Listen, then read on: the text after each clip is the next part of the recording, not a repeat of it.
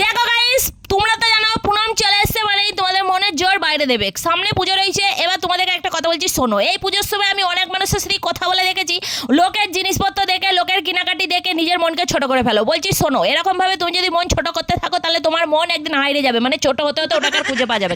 তাই একটা কথা বলছি শোনো, আমাদেরও অনেক কিছু হয় না, মানে যেমন আম্বানির ঘরে দেখো যা যা হচ্ছে সেগুলো কিন্তু আমাদের ঘরে হওয়া পসিবল নয়, তাই নয়? সেরকম নিজের লেভেলে লেভেলে যে মানুষগুলো আছে তাদের সাথে নিজেকে কম্পেয়ার করো, হাই লেভেলে কম্পেয়ার করতে যেও লাই। আর একটা হচ্ছে সব থেকে ভালো কথা, যারা ফুটপাতে রয়েছে মানে তোমার থেকে অনেক নিচে, তাদেরকে দেখে শেখো যে তাদের জীবনেও কিন্তু অনেক কিছু লাই। তো লাইতে কি হয়েছে, লাই বলে কি কেঁদে মরে যেতে হবে? মোটেই লাই। চেষ্টা করো সেই জিনিসটাকে জীবনে আনার, পরিশ্রম করে মেহনত করে ঠিক চলে আসবে। আর এরকম করে মোচার ঘন্ট দিয়ে ভাত খাও আর শুক্তো দিয়ে ভাত খাও, সবার পাতে মোটন জোটে লাই, বুঝছো? কাউকে মোচা দিয়েও চাইলে নিতে হয়। মোট কথা হচ্ছে মোটা থাকতে হবে, মাটার আর মোচা এর মধ্যে খুশি খুঁজে লাও, বুঝছো? দেখবে জীবন অনেক সুন্দর।